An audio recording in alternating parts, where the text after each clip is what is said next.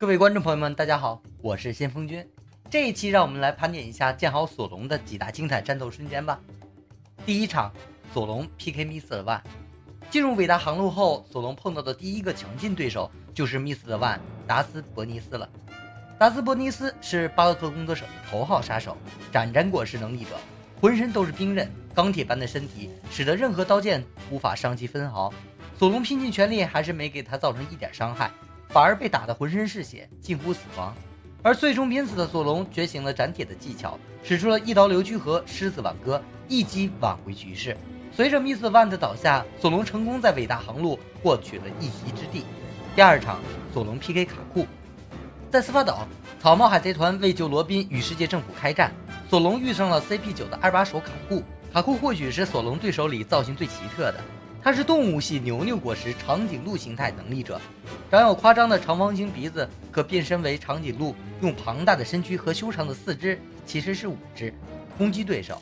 同时他还精通4刀流和6式，是一位招式变化多端的剑客。不得不说，尾田大大真的对索隆充满偏爱啊，每次都为他安排这么强大的对手。索隆一开始也是吃了大亏，面对敌人暴风般的攻击几乎毫无办法，被弄得伤痕累累，而自己斩铁的技巧却被挡下。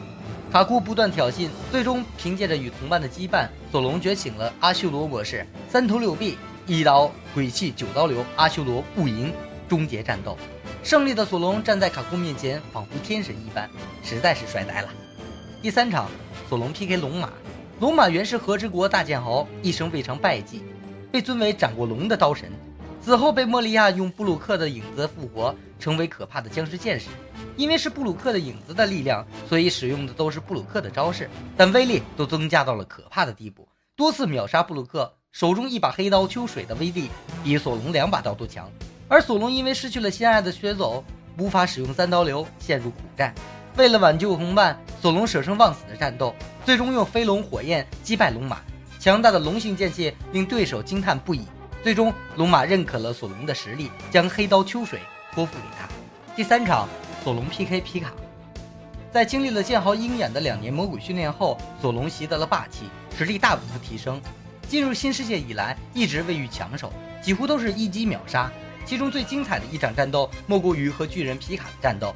皮卡是10日果实能力者，也擅长使用霸气。他化身几百米高的岩石巨人，破坏城市，众人都拿他没辙。最终只有索隆扛起了大任。面对索隆势不可挡的攻击，皮卡用武装色霸气缠绕全身，严阵以待，依然不及索隆。被索隆使用3000世界拦腰斩断。德雷斯罗萨事件之后，索隆的赏金被提到了3亿2千万贝利，距离剑豪的梦想又近了一步。最后一场，索隆 PK 熊。这一场虽然索隆没赢，但我一定要说，在结束与龙马的战斗后，草帽海贼团又陷入了与奥兹的恶战。索隆等人无论怎样也无法击败几乎不死的僵尸巨人奥兹。可怜的索隆大了刚刚结束一场残酷的战斗，又陷入了另一场恶战中，身体创伤多得惨不忍睹。所幸最后船长路飞进化成梦魇路飞，击败奥兹，最终战胜莫利亚军团。然而草帽海贼团还没来得及庆祝胜利，另一个可怕的敌人又出现了，他就是七武海之一的暴君熊。此时路飞刚拼尽全力打赢莫利亚，已经昏迷不醒了。熊此时想带走路飞，遭到众人的拼死抵抗，但终究不是熊的对手。索隆在经过一番拼死抵抗后，意识到此时还不是熊的对手，于是提出用自己的生命交换路飞的生命。面对这一恳求，熊答应了。他将路飞所有的疲惫和伤痛全部转移到索隆身上。要知道索隆已经遍体鳞伤了，而且不让同伴察觉到，索隆还提出换一个地方。电光火石之间，索隆真的是奄奄一息啊。而当山治赶到时，他只是用满是血水的嘴轻言地说了一句，什么都没发生。当时看到这儿，我真是热泪盈眶。默默无言用自己的生命维护同伴的安危，这样的人真的是 man 爆了。相信这一战为索隆圈了不少粉吧。